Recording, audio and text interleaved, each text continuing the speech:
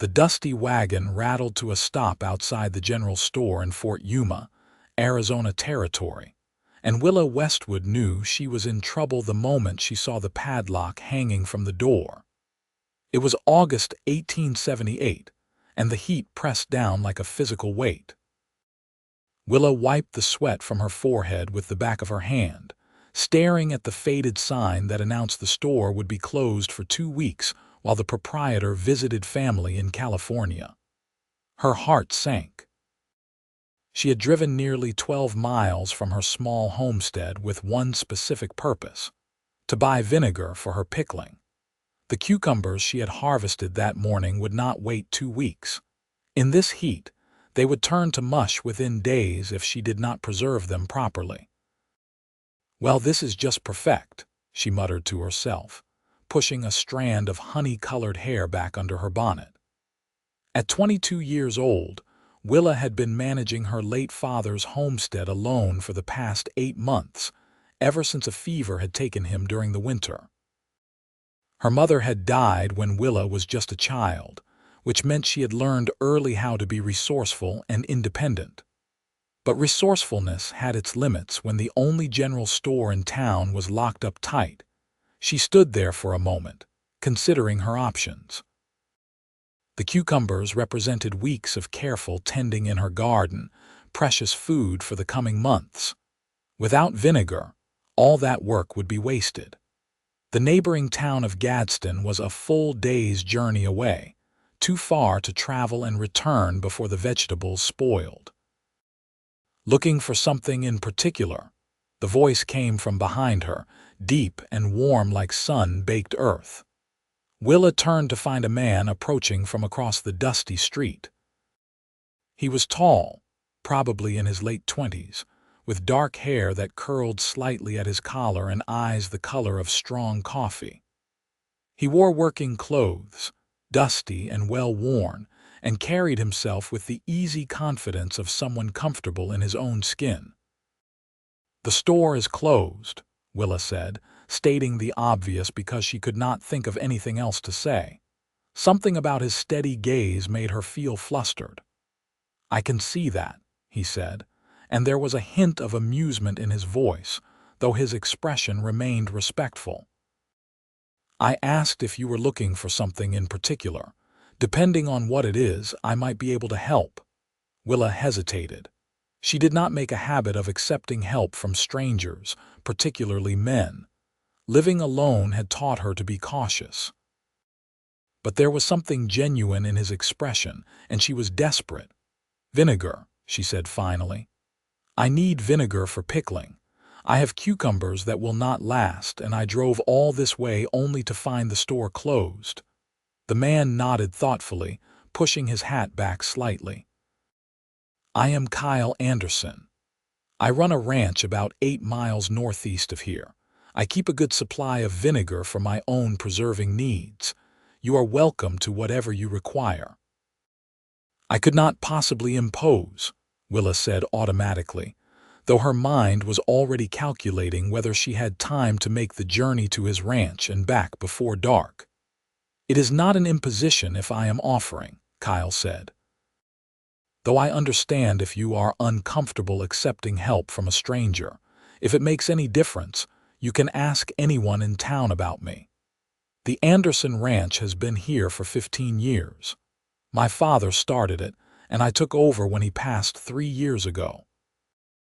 There was a note of grief in his voice when he mentioned his father, a grief Willa recognized immediately because it matched her own. She found herself softening toward him.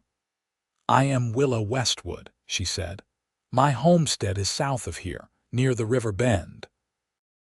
Recognition flickered across Kyle's face. "I knew your father, Thomas, not well, but we crossed paths a few times in town. I was sorry to hear of his passing." The sincere condolence in his voice decided her. "Thank you. That is kind of you to say." She took a breath. "If your offer of vinegar is genuine, I would be very grateful. I can pay you for it, of course." "We can settle that when we get there," Kyle said. "Is that your wagon?" He nodded toward her small buckboard hitched to a patient-looking mule. "Yes." Bessie is not much for speed, but she is reliable. Why do not you follow me out to the ranch? I came into town to pick up some supplies, but I was planning to head back anyway. The ride will take about an hour." Willa agreed, and within minutes they were traveling northeast out of Fort Yuma, her wagon following his horse. The landscape stretched out around them in shades of brown and gold, punctuated by clusters of scrub brush and the occasional saguaro cactus standing like a sentinel against the sky. The heat shimmered off the ground in waves, but there was a stark beauty to the desert that Willa had come to appreciate during her years in the territory. As they rode, she found herself studying Kyle's back, the straight line of his shoulders, the easy way he sat his horse. She chided herself for the observation. She was here for Vinegar, nothing more. Still, she could not deny that there was something appealing about Kyle Anderson, something that went beyond his physical appearance. It was the kindness in his offer, the understanding in his eyes when he mentioned her father. The Anderson ranch appeared on the horizon gradually, starting with the windmill that pumped water from deep underground, then the barn and corrals, and finally the house itself. It was a solid structure, built of adobe and wood, larger than her own modest cabin. Even from a distance, Willa could see that the ranch was well maintained. The fences were sturdy, the outbuildings in good repair. Several ranch hands were working near the corrals as they approached. They looked up curiously at Willa's wagon, but returned to their work after Kyle gave them a brief wave. He led her directly to the house, dismounting and securing his horse before coming to help her down from her wagon. "Thank you," Willa said as his hand steadied her. She was not used to such courtesy, having managed on her own for so long. It felt both foreign and strangely pleasant. "Come inside out of this heat," Kyle said. "I will get you that vinegar, and perhaps you would like some water or lemonade before you start back." The interior of the house surprised her. She had expected a typical bachelor's dwelling, perhaps untidy or sparse. Instead, the main room was clean and thoughtfully arranged, with curtains at the windows and even a few books on a shelf. The furniture was simple but well made.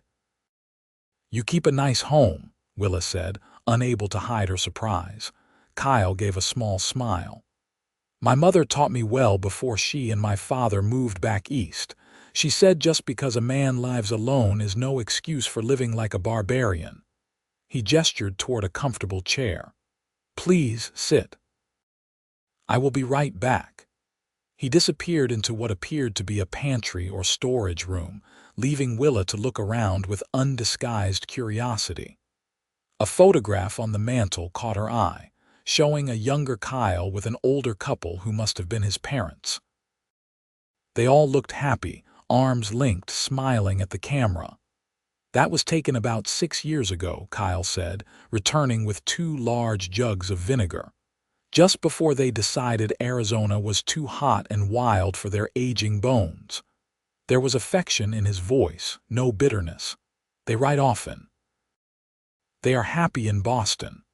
You did not want to go with them. This land is in my blood," Kyle said simply. "I cannot imagine living anywhere else. The ranch, the desert, the challenges and rewards of this life, it is all I have ever wanted." Willa understood completely. Despite the hardships, despite the loneliness that sometimes threatened to overwhelm her, she felt the same way about her homestead. It was more than just land. It was a legacy, a connection to her father, a place where she belonged. "I know exactly what you mean," she said softly. Their eyes met and something passed between them, a recognition, an understanding. Kyle cleared his throat and held up the jugs. "This should be more than enough for your pickling. Do you need anything else? Salt, dill, peppercorns?" "I have everything else, just the vinegar," Willa assured him. "How much do I owe you?" Kyle waved off the question. "Consider it a welcoming gift. Neighbors should help neighbors." "That is too generous. This must have cost you considerably." I make my own, Kyle said. It costs me time and effort, nothing more, and I have plenty to spare. Truly, I would be pleased if you would accept it. Willa wanted to protest further, but there was such genuine warmth in his offer that refusing seemed almost rude. Then I accept with gratitude, Mr. Anderson. Thank you. Kyle, please. Mr. Anderson makes me feel like my father. Kyle then, and you should call me Willa. He smiled, and it transformed his face, making him look younger and somehow more approachable. Willa it is. Now, about that lemonade. I insist you have at least a glass before you head back. The ride here in this heat must have been taxing. It would have been foolish to refuse. Willa was thirsty, and the thought of cold lemonade was too appealing to resist. She accepted, and Kyle brought out a pitcher from what must have been an ice box, another sign that the ranch was more prosperous than she had initially assumed. They sat in the main room, sipping lemonade and talking. At first, the conversation was careful, polite exchanges about the weather and the challenges of living in the Arizona territory. But gradually, as the minutes passed, they became more comfortable with each other. Kyle told her about the ranch, about the cattle he raised and the challenges of finding good grazing in the desert climate. Willa shared stories about her garden, about learning to manage the homestead alone, about the small triumphs that kept her going. It cannot be easy, Kyle said, his expression serious. Managing a place by yourself. You have any help? I hire a hand occasionally when I need heavy work done, but mostly I manage. I have learned to do more than I ever thought I could. There was pride in her voice. My father taught me to be capable, and the last 8 months have taught me I am stronger than I knew. That is admirable, Kyle said, and he meant it. Not everyone would have the determination to keep going. Did you ever consider giving up the ranch after your father passed? Willa asked. Never seriously. There were difficult moments, certainly, when the weight of responsibility felt crushing. But this land, this life, it is worth the struggle. I suspect you feel the same about your homestead. I do, Willa confirmed. Though I will admit there are times when I wonder if I am being stubborn or strong. The line between the two can be rather thin. Kyle laughed, a rich sound that filled the room. I have had that exact thought more times than I can count. They talked until the shadows began to lengthen, and Willa realized with a start that she had been at the ranch for over 2 hours. The time had passed so quickly, so pleasantly, that she had lost track of it entirely. I should go, she said, standing reluctantly. I need to get back before dark. Of course.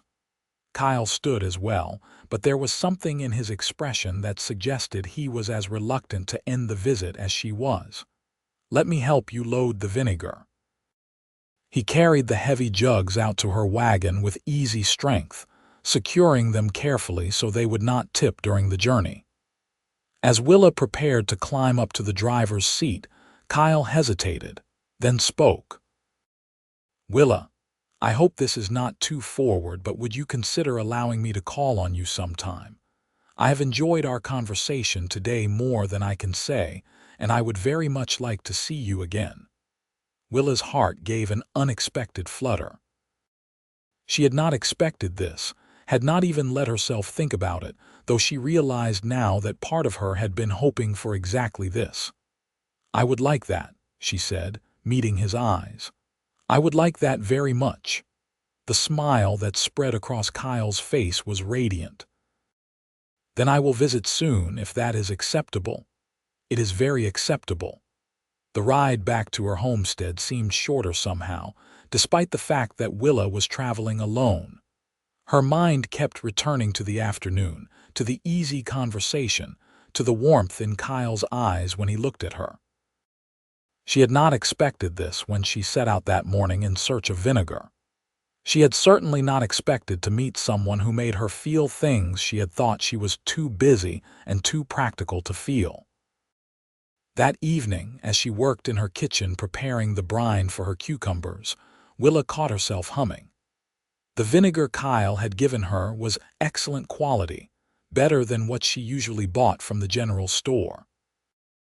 Each jar she filled felt like a small treasure, made more precious by the circumstances of its acquisition. 3 days later, Kyle rode up to her homestead just as the sun was beginning its descent toward the horizon. Willa was in her garden, checking on her tomato plants when she heard the sound of hoofbeats. She looked up to see him approaching, and her pulse quickened. "Good evening," Kyle called out, dismounting near her small barn. "I hope I am not disturbing you." "Not at all," Willa said, brushing dirt from her hands as she walked toward him. "I was just finishing up for the day." "I brought you something," Kyle said, reaching into his saddlebag. He pulled out a small cloth bundle. "It occurred to me after you left that you might enjoy having some of my mother's pickling spice recipe. She swore it made all the difference." Willa accepted the bundle, touched by the thoughtfulness. "That is very kind of you, thank you. I also wanted to see how the pickling went." "Did the vinegar work well for you?" "It was perfect. I finished preserving everything yesterday. Would you like to come inside? I can offer you coffee or water." Kyle accepted readily, and Willa led him toward her cabin. It was smaller than his house, more rustic, but she kept it clean and organized. She felt a moment of self-consciousness as he stepped inside, seeing her modest home through his eyes, but Kyle's expression showed only interest and respect. "You have made this very comfortable," he said, looking around at the simple furnishings, the curtains she had sewn herself, the wildflowers in a jar on the table. "It feels like a real home." "I have tried to make it so," Willa said, feeling pleased by his observation. She poured coffee from the pot she had kept warm on the stove and set out some biscuits she had baked that morning. They sat at her small table, and once again conversation flowed easily between them. Kyle told her about a new well he was planning to dig on his property, about the challenges of managing ranch hands, about a wild horse he was trying to gentle.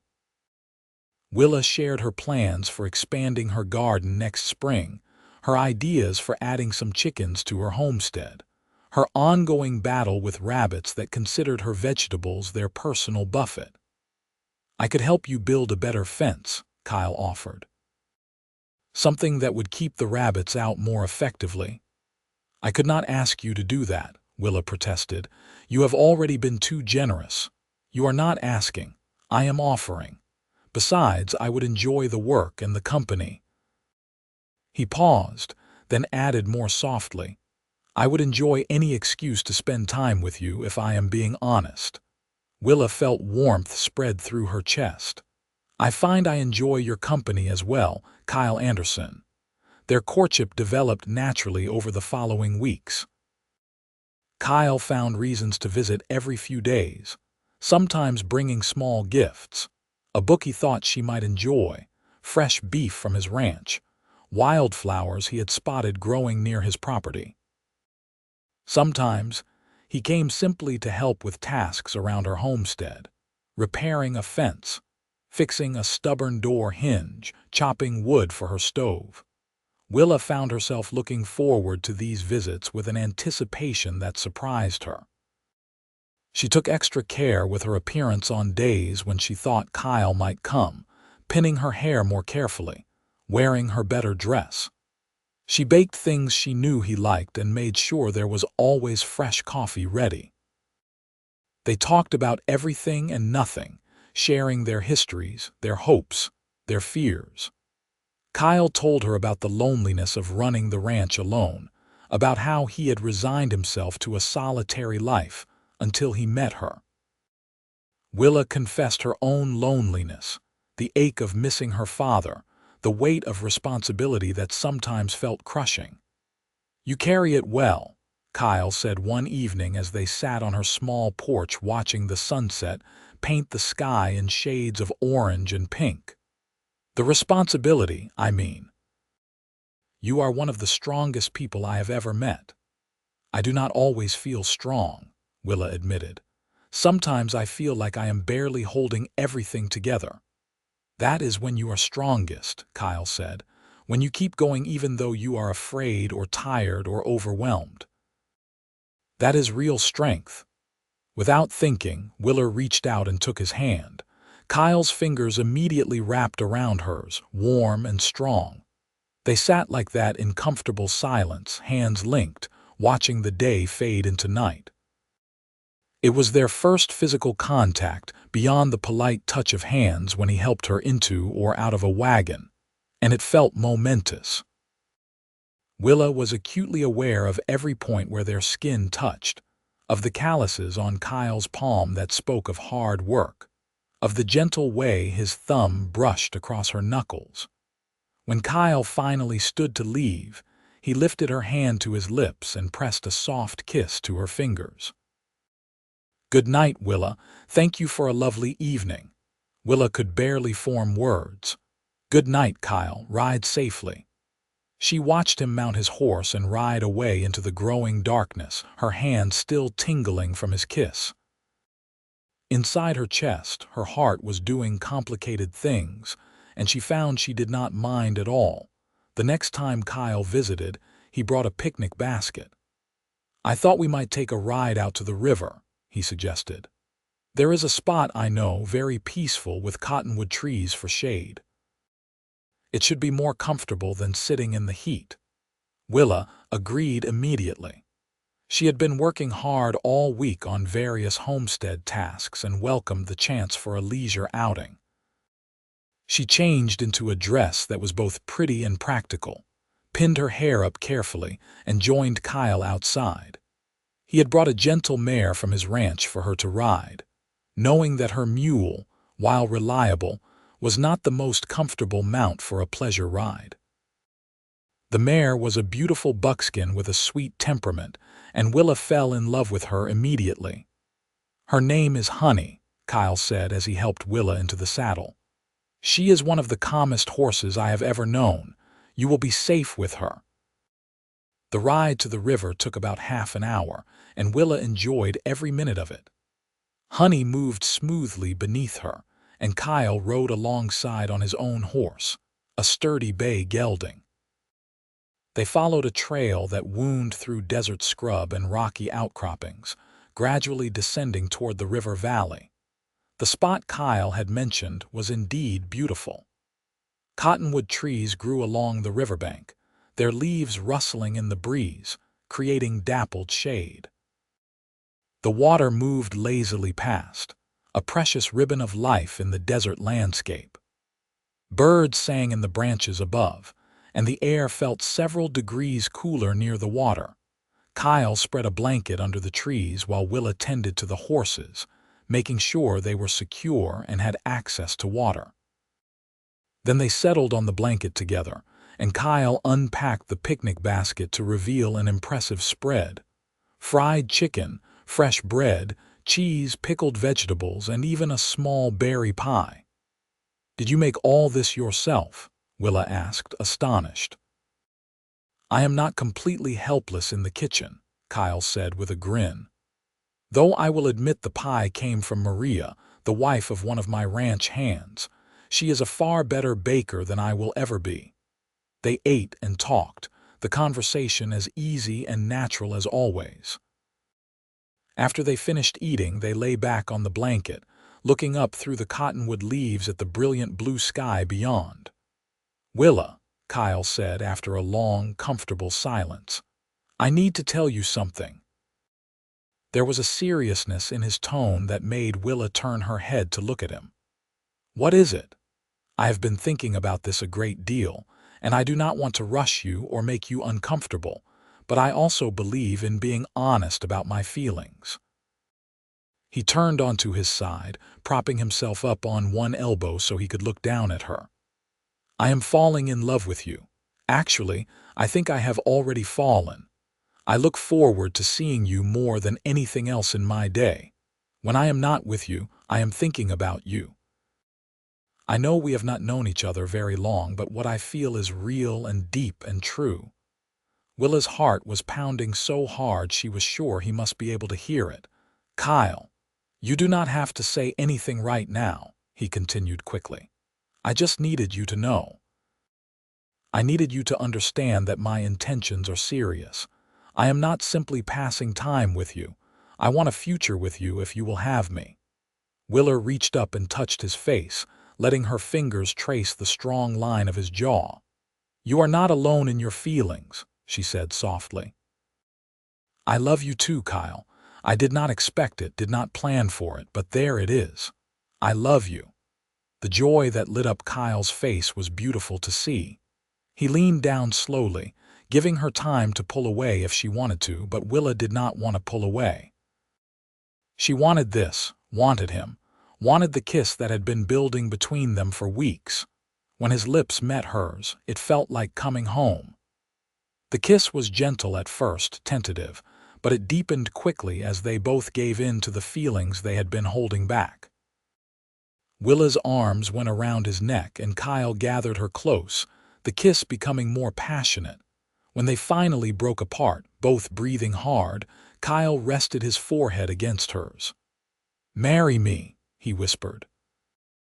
"I know it is soon. I know we should probably wait longer, but I cannot imagine my life without you in it. Marry me, Willa. Be my wife." Every practical bone in Willa's body told her she should hesitate, should take time to consider, should not make such a momentous decision based on feelings that were only weeks old. But her heart knew better. Her heart knew that what she felt for Kyle was real and lasting, that what they had together was worth taking a risk for. "Yes," she said, and the word felt like freedom. "Yes, I will marry you." Kyle kissed her again, and this time there was joy in it, celebration, the sealing of a promise. They lay together under the cottonwood trees for hours, talking about their future, making plans, dreaming dreams. "What about your homestead?" Kyle asked. "I know it means a great deal to you. I would never ask you to give it up." "Could we keep both properties?" Willa wondered. "Use my homestead for growing crops and raising chickens. Use your ranch for the cattle." "That is a fine idea," Kyle agreed. "We could hire someone to help maintain both places, make them work together as one operation. Your land has water access, which would be valuable for irrigation." They worked out details, practical and otherwise, until the sun began to lower in the sky and they knew they needed to head back. The ride home felt different, charged with new intimacy and possibility. Kyle stayed close to Willa's side, and several times she caught him looking at her with such love and wonder that it made her breath catch. They decided to wait 2 months before marrying, wanting to do things properly and give themselves time to prepare. The engagement period passed in a blur of activity and happiness. Kyle introduced Willa to his ranch hands, who accepted her with friendly warmth.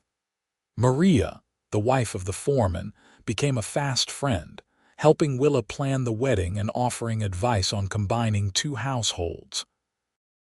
Willa visited Kyle's ranch frequently, learning the rhythms of the place, meeting the cattle, exploring the land that would soon be partly hers. Kyle spent equal time at her homestead, often working alongside her in the garden or helping with repairs and improvements. They traveled to Fort Yuma together to purchase supplies for the wedding and their future household. The town gossips watched their courtship with interest, and more than one person commented on what a fine match they made. Willa felt proud walking through town with Kyle at her side, proud to be chosen by such a good man. The wedding took place on a beautiful October morning when the worst of the summer heat had passed. They married in Fort Yuma's small church, with Maria and her husband standing as witnesses. Willa wore a dress of pale blue cotton that she had sewn herself, and Kyle wore his best suit, his dark hair neatly combed, his eyes shining with happiness. The ceremony was simple but heartfelt. When the minister pronounced them husband and wife, Kyle kissed Willa with such tenderness and love that several people in the small gathering wiped away tears. Willa felt as though her heart might burst with joy. They held a modest celebration at the ranch afterward, with Kyle's ranch hands and a few neighbors sharing in a meal and offering congratulations. As the sun set and the guests began to leave, Kyle took Willa's hand and led her into the house that was now truly their home. "Mrs. Anderson," he said, pulling her into his arms. "How do you feel?" "Happy," Willa said simply. "Happier than I ever imagined I could be." Kyle kissed her then, a long, deep kiss that promised everything their future would hold. When he swept her up into his arms and carried her toward the bedroom, Willa laughed with pure joy. Their wedding night was everything Willa had hoped it would be and more. Kyle was gentle and patient, attentive to her inexperience, making sure she felt loved and cherished. The physical intimacy between them felt like a natural extension of the emotional intimacy they had already built, and Willa discovered new depths to her feelings for her husband. Afterward, they lay tangled together in the bed, Kyle's arms wrapped around her, her head resting on his chest. "I love you," he murmured into her hair. "I will love you until the day I die and beyond." "I love you too," Willa whispered back. "So very much." The first months of their marriage were a period of adjustment and discovery. Willa moved most of her belongings to the ranch, though they kept her homestead operating as they had planned. They hired a young man named Timothy to live at the homestead and maintain the crops and chickens, with Willa visiting several times a week to oversee operations. Living with Kyle was easier than Willa had anticipated. They fell into comfortable routines quickly, working together on ranch tasks, sharing meals, spending evenings talking or reading together. Kyle's ranch hands accepted Willa's presence and authority readily, respecting her knowledge and capabilities. Willa discovered she enjoyed the ranch life more than she had expected. She loved riding out with Kyle to check on the cattle, loved learning about the business side of ranching, loved feeling like a true partner in the operation. Kyle valued her opinions and consulted her on decisions, treating her as an equal in all things. They also made time for pleasure and romance. Kyle often surprised Willa with small gestures of love, wildflowers left on her pillow, a book he had ordered special from back east, a picnic ride to their special spot by the river. Willa reciprocated with her own surprises, cooking his favorite meals, leaving love notes in his saddlebags, greeting him at the end of long workdays with kisses and warm embraces. Physical intimacy between them deepened and grew. What had started with shy uncertainty became confident and passionate. They learned each other's bodies, discovered what brought pleasure, found joy in the connection between them. Willa had not expected this aspect of marriage to be so fulfilling, but with Kyle, everything felt right and natural. In the spring, Willa's courses did not come when expected. She waited a week, then another, her heart beating with hope and anticipation. When a third week passed, she went to see the doctor in Fort Yuma, and he confirmed what she had already begun to suspect. She was with child. Willa debated how to tell Kyle the news. She wanted to make the moment special, memorable. Finally, she decided to recreate their first meeting in a way. She spent a morning making pickles using the last of the cucumbers from her preserved stores and the vinegar Kyle had given her so many months ago. When Kyle came in for lunch, she served him pickles along with the meal. "These are excellent," Kyle said after his first bite. "Is this a new recipe?" "Not exactly," Willa said, unable to keep the smile off her face. "I made them with the vinegar you gave me when we first met. Do you remember? I needed vinegar for pickling and you gave me vinegar and so much more." Kyle looked at her, something in her tone making him pause. "I remember. That was the best day of my life meeting you." "It was the beginning of everything," Willa agreed. "And now we have a new beginning coming. Kyle, I am expecting a baby. We are going to be parents." The fork dropped from Kyle's hand, clattering against his plate. For a moment he simply stared at her, his expression unreadable. Then his face broke into the biggest smile Willa had ever seen, and he was out of his chair, pulling her into his arms, spinning her around despite her laughing protests to be careful. "A baby," he kept repeating. "We are having a baby. Willa, this is wonderful. This is amazing, this is." He seemed to run out of words and simply kissed her instead, pouring all his joy and love into the embrace. The pregnancy progressed smoothly. Willa felt well for the most part, though she tired more easily than usual and had to adjust her workload accordingly. Kyle became almost comically protective, constantly worrying that she was doing too much, trying to prevent her from lifting anything heavier than a teacup. Willa found his concern touching, if sometimes excessive. Maria proved invaluable during this time, offering advice from her own experiences with pregnancy and childbirth, helping Willa prepare baby clothes and supplies, providing reassurance when Willa felt nervous about the coming changes. As Willa's belly grew, Kyle would often place his hands on it, feeling for the baby's movements, talking to their unborn child. "Hello in there," he would say softly. "This is your father. I cannot wait to meet you. We are going to have such adventures together." These moments of tenderness never failed to move Willa. She would place her hands over Kyle's, feeling the life growing inside her, feeling the love surrounding that life, and know that everything was exactly as it should be. In December, as winter settled over the desert, Willa went into labor. It was a long and difficult process, lasting through the night and into the next day. Kyle stayed by her side the entire time, holding her hand, wiping her forehead, offering what comfort and encouragement he could. The doctor they had brought from Fort Yuma directed the process calmly, and Maria assisted with practiced efficiency. Finally, as the sun was setting on the second day, Willa gave one final push, and their baby entered the world with a lusty cry. "A boy," the doctor announced, placing the squalling infant on Willa's chest. "A healthy baby boy." Willa looked down at her son, this tiny perfect being she and Kyle had created, and felt her heart expand with a love so fierce and overwhelming it almost frightened her. The baby had Kyle's dark hair and a scrunched-up face that was red from crying, and he was the most beautiful thing she had ever seen. Kyle was crying openly, tears streaming down his face as he looked at his wife and son. "He is perfect," he whispered. "Willa, he is absolutely perfect.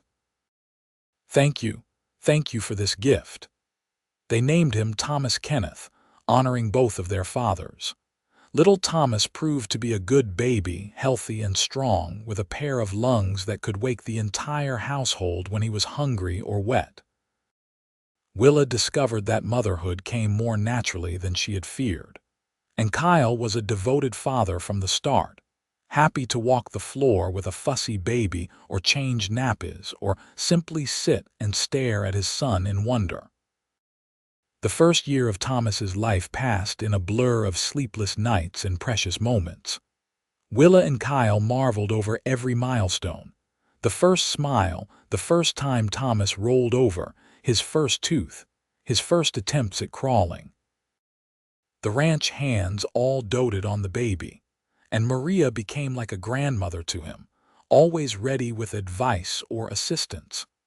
Willa managed to balance motherhood with her responsibilities around the ranch and homestead, though it was challenging at times. Kyle was endlessly supportive, taking on extra duties when Willa needed to focus on the baby, never complaining about the disruption to their household routines. Their physical relationship resumed gradually after Thomas's birth, and Willa discovered that having a child had not diminished the passion between them. If anything, seeing Kyle with their son, watching him be such a loving and engaged father, made her love him even more deeply. When Thomas was 14 months old, Willa discovered she was pregnant again. This time, the news was less surprising but no less welcome. Kyle was thrilled at the prospect of another child, and Thomas was still too young to understand what was coming. The second pregnancy was harder than the first. Willa suffered from more nausea and fatigue, and chasing after an active toddler while carrying another baby was exhausting. But she managed with Kyle's help and support, leaning on him when she needed to, accepting his care and concern with gratitude. Their second child, a daughter they named Sarah Jane, arrived in the spring of 1881.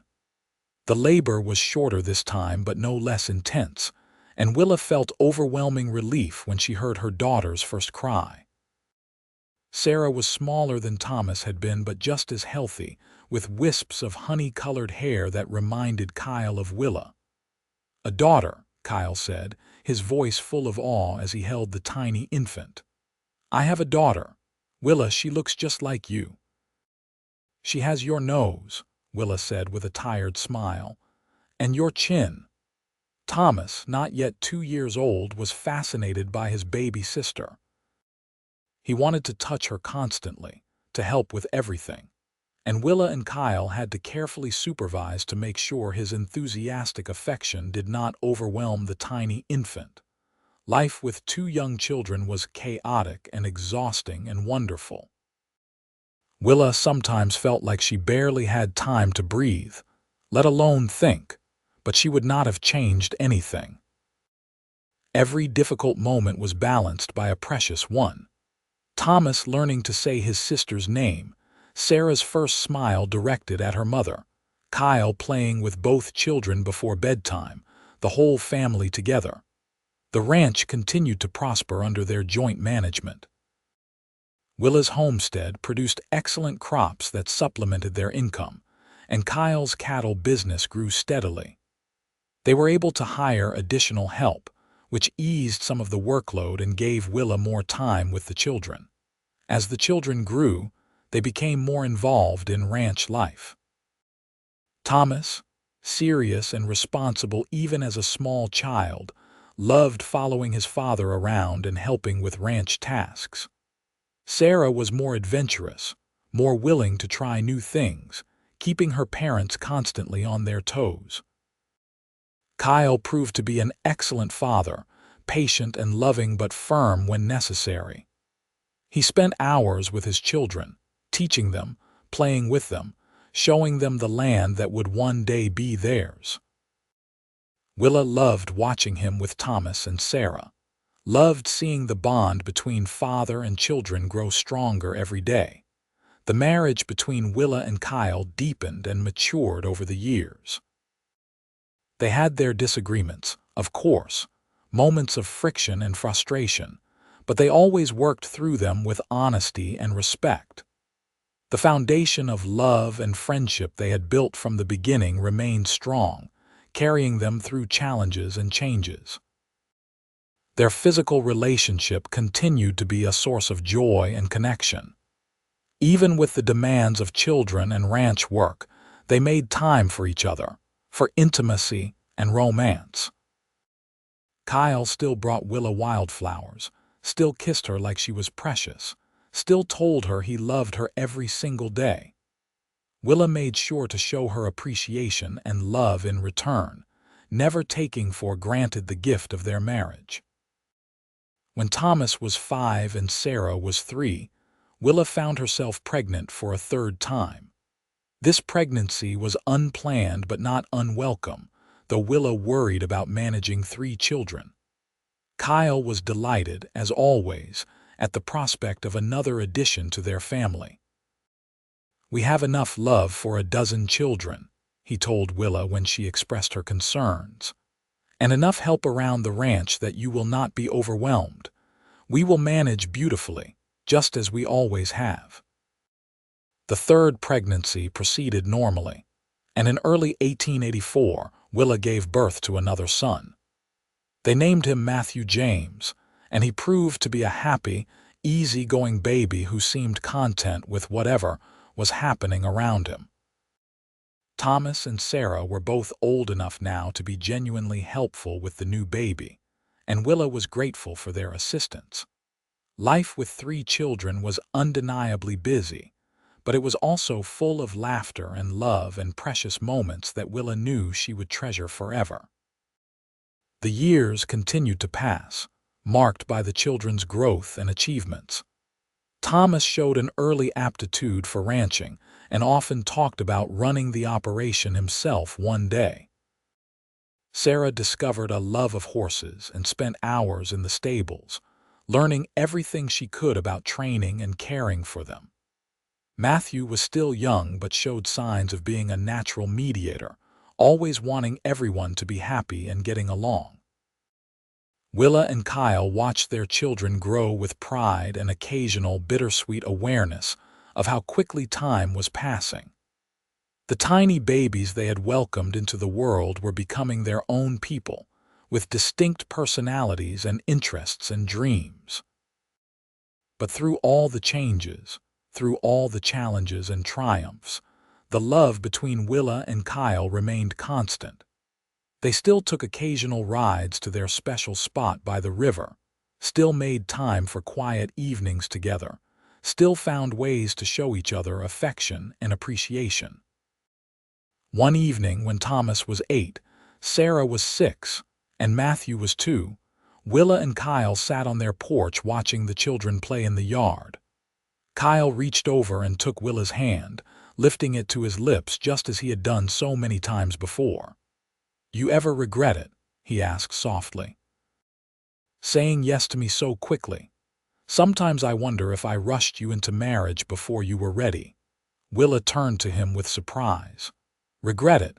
Kyle, marrying you was the best decision I ever made. You have given me everything: love, children, partnership, a full and rich life." "Why would you even ask such a question?" "I just want to make sure you are happy," Kyle said. "Your happiness matters more to me than anything else in this world." "I am happy," Willa assured him. "Deeply, completely happy." "Are you happy?" "More than I ever dreamed I could be," Kyle said. "That day I met you outside the general store when you needed vinegar for pickling, I had no idea my entire life was about to change. I had no idea I was about to meet the woman who would become my everything." "I needed vinegar," Willa said with a smile. "And you gave me vinegar and sweet devotion and a love that has sustained me through everything. You gave me a family, a home, a purpose beyond simple survival. You gave me a life worth living." Kyle pulled her close, wrapping his arm around her shoulders. They sat together in comfortable silence, watching their children, counting their blessings, grateful for every moment that had led them to this place. As the years continued to unfold, the Anderson family flourished.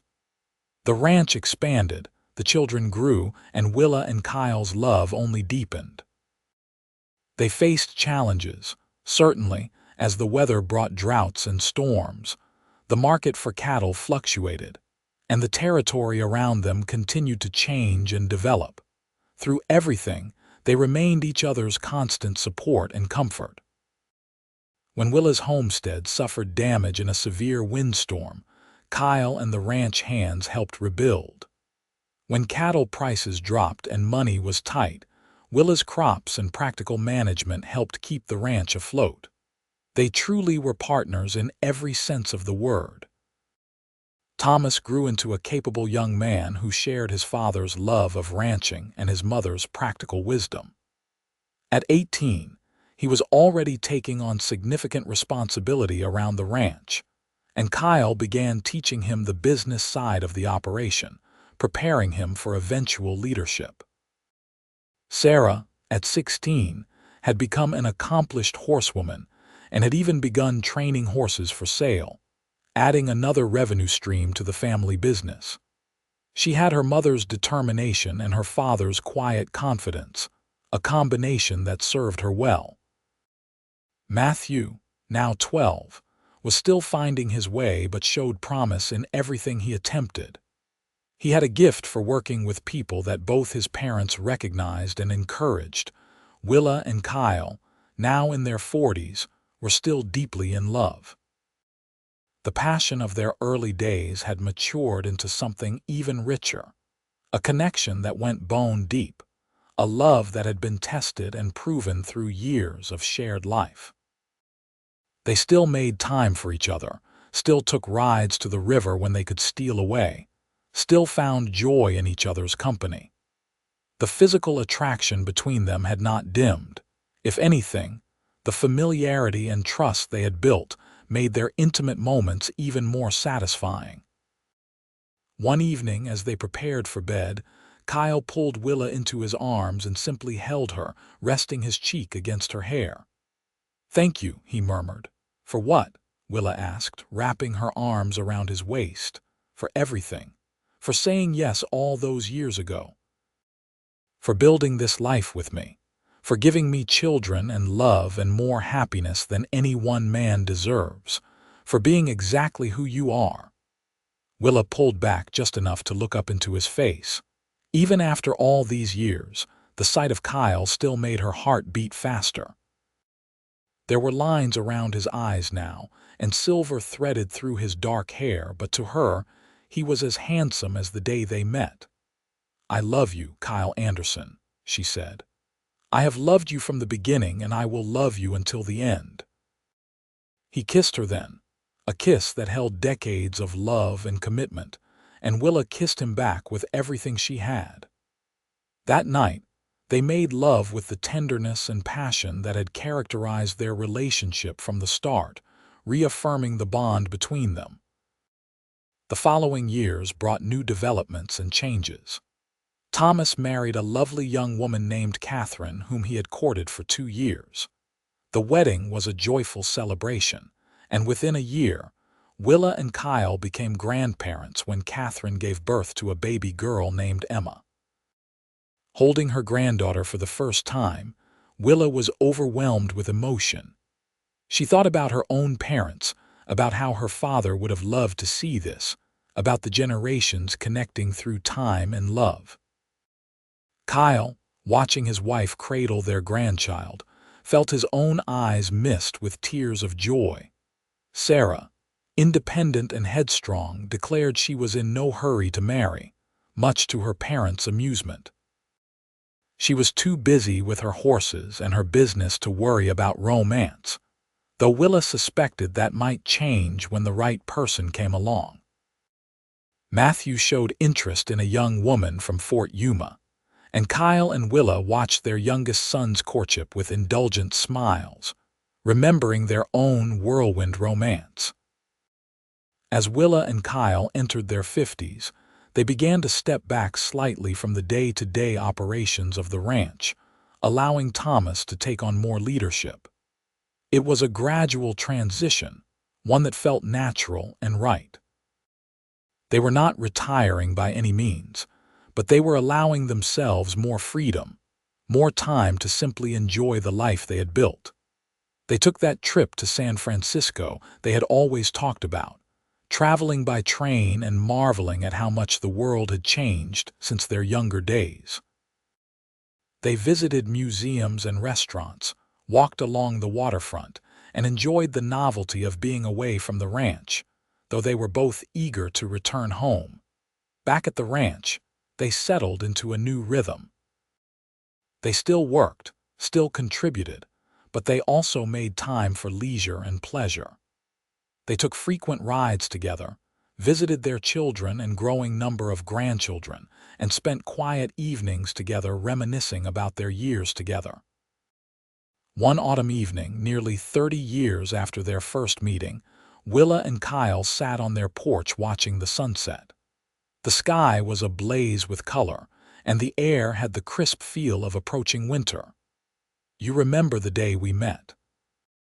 Willa asked, though she knew Kyle remembered as clearly as she did. "Every detail," Kyle confirmed. "You were standing outside the general store, looking so frustrated because it was closed.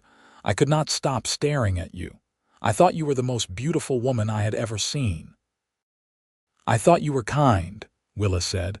"That was what struck me first, your kindness when you offered to help a stranger." "I am so grateful the store was closed that day," Kyle said. "If it had been open, you would have gotten your vinegar and driven away, and I might never have had the courage to speak to you. I think we would have found each other somehow," Willa said with conviction. "Some things are meant to be." Kyle took her hand, his thumb tracing familiar patterns on her skin. "I have never regretted a single moment of our life together. Even the difficult times, the struggles and challenges, they were worth it because we faced them together." "We have built something beautiful," Willa agreed, looking out at the ranch, thinking of their children and grandchildren, of the life they had created from that first meeting over something as simple as vinegar for pickling. "We have built a legacy of love." As the sun completed its descent and stars began to appear in the darkening sky, Kyle and Willa remained on the porch, hands linked, hearts united, grateful for every moment of the journey they had shared. The Wild West was changing, becoming tamer and more civilized, but their love remained as wild and fierce and beautiful as it had been from the beginning. They had started with vinegar and sweet devotion, and they had built an empire of the heart, a family bound by love, a partnership that had weathered every storm. And as they sat together in the gathering darkness, surrounded by the land they loved and the life they had created, both Willa and Kyle knew that their story was a success beyond measure, a love story for the ages, proof that sometimes the most extraordinary things can begin with the simplest of needs and the kindest of gestures. Years continued to pass in the warm embrace of their love. Sarah eventually did fall in love with a veterinarian who shared her passion for horses. Their wedding was a beautiful affair, and Willa cried happy tears as she watched her daughter pledge her life to a good man who clearly adored her. Matthew married his sweetheart from Fort Yuma, and they settled nearby, close enough to visit often but with their own independence.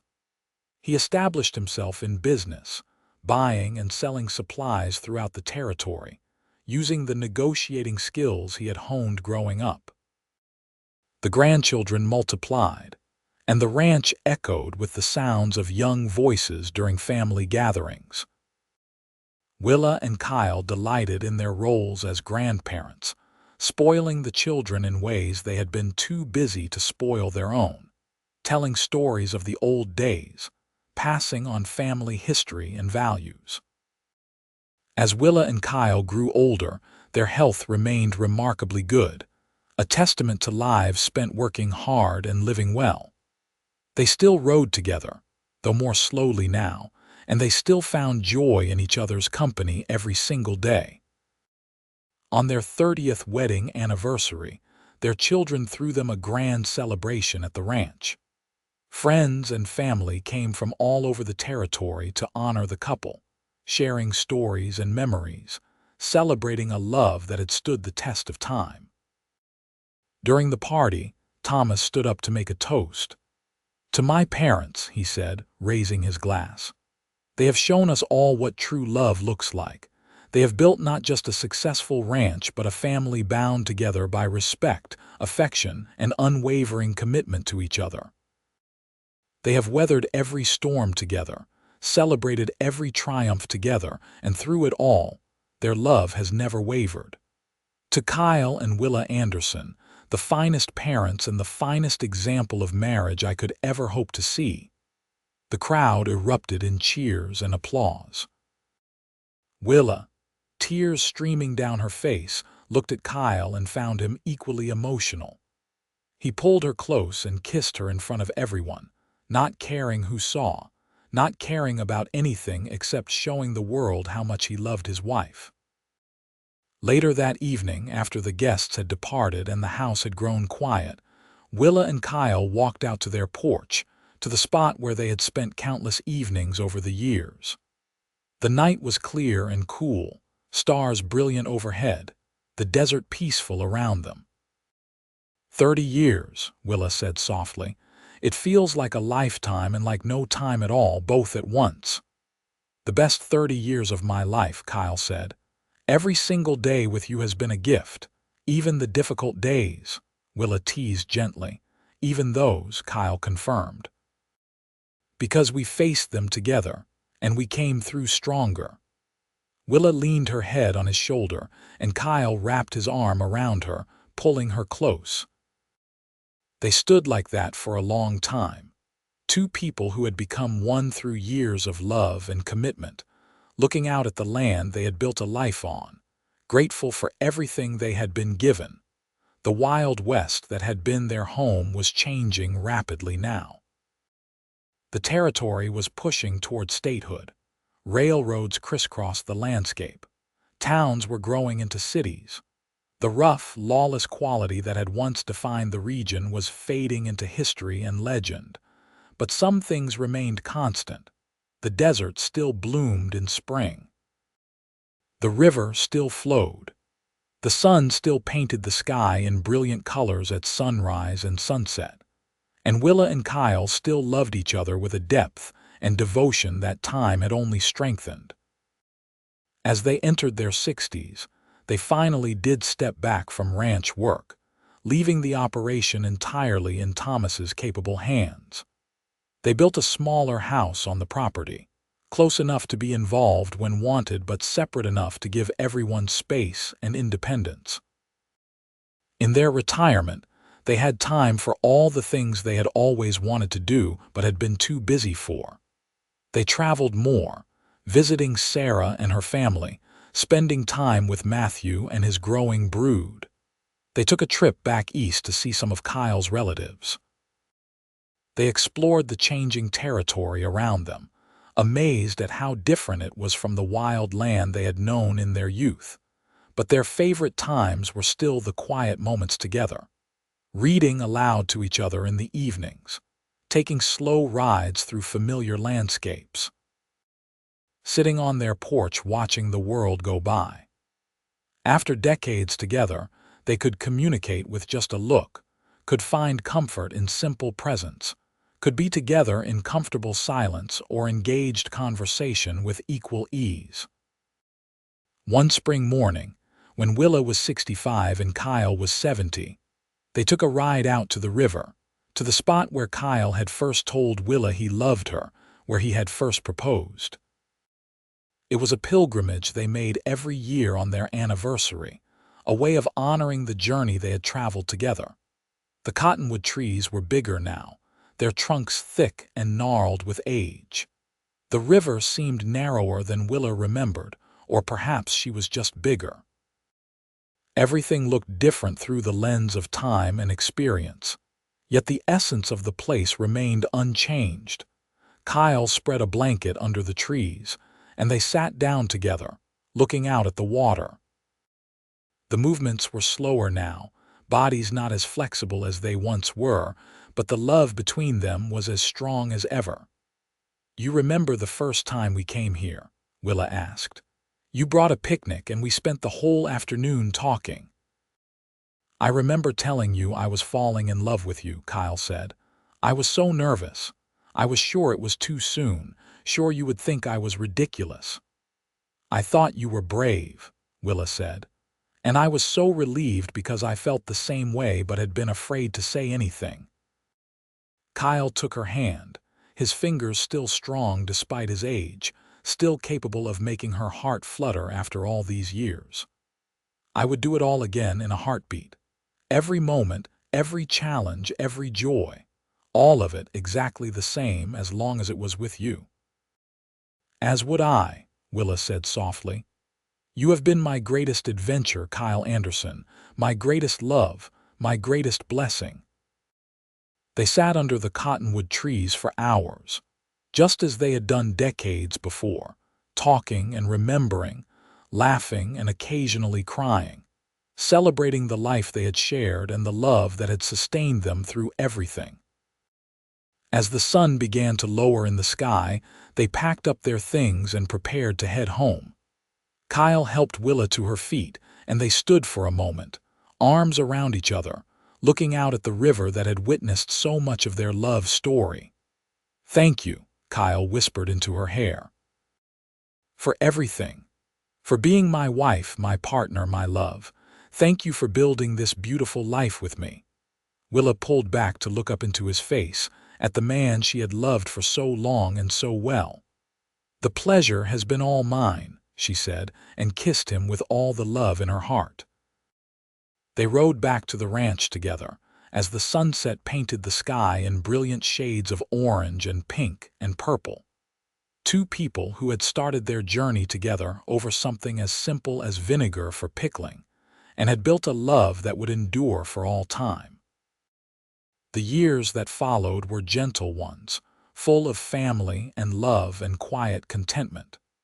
Willa and Kyle continued to enjoy good health and each other's company, grateful for every day they were given together.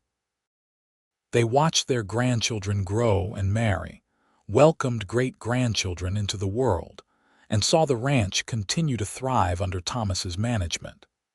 They celebrated their 40th anniversary surrounded by 4 generations of family, a testament to the legacy of love they had created.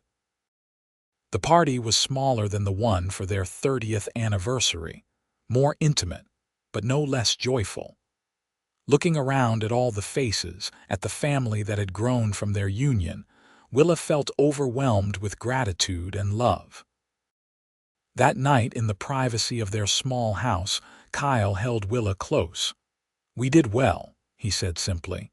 "We built something that will last long after we are gone." "We did," Willa agreed. "We took what we were given and made it into something beautiful." They made love that night with the tenderness of long practice and deep affection, their bodies knowing each other so well that words were unnecessary. Afterward, they lay together in the darkness, hearts beating in tandem, grateful for the gift of each other. As they moved through their 70s, age finally began to slow them down more noticeably. Willa developed arthritis that made her hands ache, and Kyle's knees troubled him more with each passing year. But they faced these challenges as they had faced everything else together and with grace. They helped each other, compensating for each other's weaknesses, celebrating each other's strengths. When Willa's hands hurt too much to button her dress, Kyle helped her with patient tenderness. When Kyle's knees made walking difficult, Willa was there with a supporting arm and encouraging words. Their love had started with attraction and romance, had grown through partnership and passion, and had matured into something even deeper. It was a love that encompassed everything. Physical desire, yes, but also profound friendship, unwavering loyalty, deep respect, and the kind of intimacy that comes from truly knowing another person and being truly known in return. On a quiet evening in late autumn, when Willa was 78 and Kyle was 81, they sat on their porch as they had done thousands of times before. The air was cool and crisp, and stars were beginning to appear in the darkening sky. "I have been thinking," Kyle said softly, "about everything we have shared, everything we have built. What a remarkable journey it has been." "Remarkable indeed," Willa agreed. "From that first day at the general store to now, so much life lived, so much love shared." "I needed to tell you something," Kyle said, and there was something in his tone that made Willa turn to look at him. "In case I do not get another chance to say it, you have been the love of my life, Willa, my everything. Every good thing in my life has come from loving you. If I died tomorrow, I would die the happiest man who ever lived because I got to spend my life with you." "Kyle," Willa said, tears starting in her eyes, "do not talk about dying. We have years left." "We might," Kyle agreed. "I hope we do. But I wanted you to know, to really know, what you have meant to me. I would not trade a single moment of our time together for anything in this world." Willa took his hand, holding it tightly. "I feel the same way. You have been my anchor, my joy, my home. Loving you has been the greatest privilege of my life." They sat together in the gathering darkness, hands linked, hearts united, grateful for every moment of the journey they had shared. The Wild West they had known in their youth was gone now, transformed by time and progress. But their love remained unchanged, as strong and true as it had been from the very beginning. As years continued their gentle march, Kyle and Willa remained devoted to each other and to the family they had created. They slowed down considerably in their 80s, spending most of their time in and around their small house, receiving visitors rather than venturing out much themselves. But the quality of their days remained high. They read together, talked together, spent hours simply sitting in companionable silence. Their children and grandchildren visited frequently, bringing news and laughter and life into their quiet home. On their 50th wedding anniversary, the family gathered once more, this time at the small house where Willa and Kyle lived. It was a quieter celebration than previous anniversaries, suited to the energy levels of the elderly couple, but it was no less meaningful. During the evening, their great-granddaughter Emma, now a young woman of 20 preparing to marry her own sweetheart, asked Willa what the secret was to a lasting marriage. Willa thought for a moment before answering.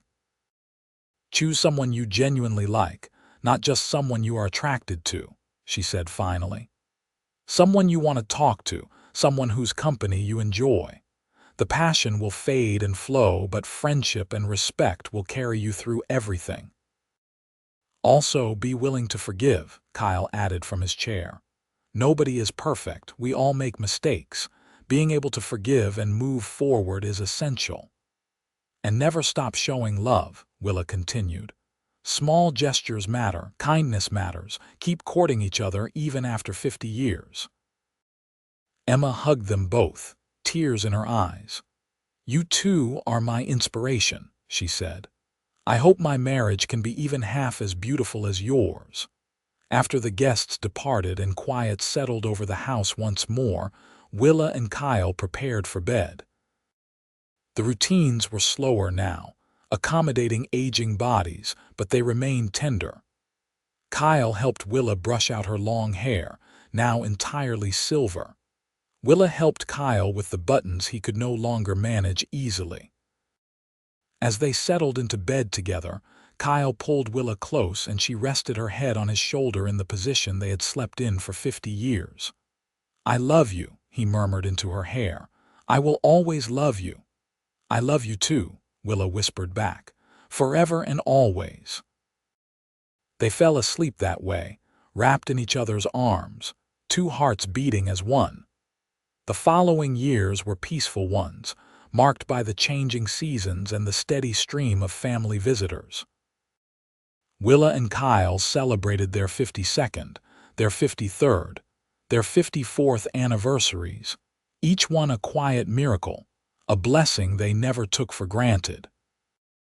They faced the physical challenges of aging with grace and humor, helping each other through the difficult moments, celebrating the good days when they felt strong and clear-headed. Their minds remained sharp even as their bodies grew frail, and they continued to find joy in each other and in the life they had built. One spring morning, when the desert was blooming and the air was sweet with the scent of flowers, Kyle did not wake up. He had passed peacefully in his sleep, with Willa beside him as she had been for 55 years. He was 85 years old and had lived a full and happy life. The grief that crashed over Willa was devastating, even though she had known this day would eventually come. Losing Kyle felt like losing part of herself, like having her heart torn from her chest. For days, she could barely function, could barely breathe through the weight of her sorrow. But her family rallied around her, offering comfort and support. And gradually, through the fog of grief, Willa began to remember not just the loss but the gift. Kyle had given her 55 years of love, had filled her life with joy and purpose and meaning. They had built a beautiful family together, had created a legacy that would endure long after both of them were gone. The funeral was well attended, with family and friends coming from all over to pay their respects to a man who had been universally loved and admired. As Willa sat listening to the stories people told about Kyle, about his kindness and generosity, his wisdom and strength, she felt proud and grateful to have been his wife. In the months that followed, Willa slowly adjusted to life without Kyle beside her. It was difficult and painful, and there were days when the loneliness threatened to overwhelm her. But she had her family, who visited constantly, and she had her memories, precious and sustaining. She moved back into the main ranch house, where Thomas and Catherine could care for her more easily. She spent her days in a comfortable chair by the window, watching the ranch continue its operations, seeing Kyle's legacy carried forward by their son and grandchildren. On quiet evenings, she would take out the photograph from their wedding day, would look at their young faces full of hope and love, and would remember. She remembered that first day at the general store when she needed vinegar and Kyle offered to help. She remembered the courtship that had followed, the proposal by the river, the wedding that had joined their lives. She remembered the early years of marriage, learning to build a life together. She remembered the births of their children, the joy and fear and overwhelming love. She remembered watching those children grow and have families of their own. She remembered thousands of quiet moments, ordinary days made extraordinary by love.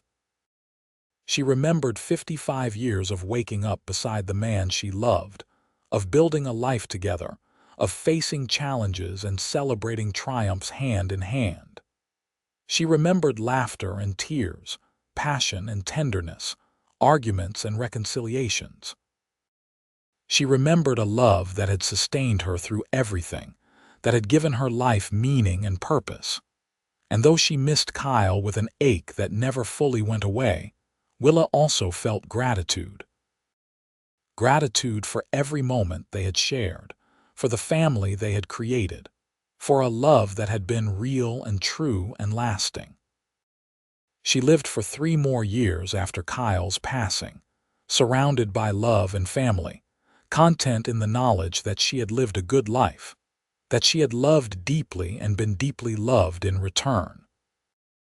When she passed quietly in her sleep at the age of 86, her family mourned but also celebrated a life well lived and a love story for the ages. Willa and Kyle were buried side by side on a hill overlooking the ranch, beneath the big sky they had both loved. Their headstone was simple but meaningful, bearing their names and the dates of their lives, and below that, a single line that captured the essence of their journey together. She needed vinegar for her pickling. He gave her vinegar and sweet devotion.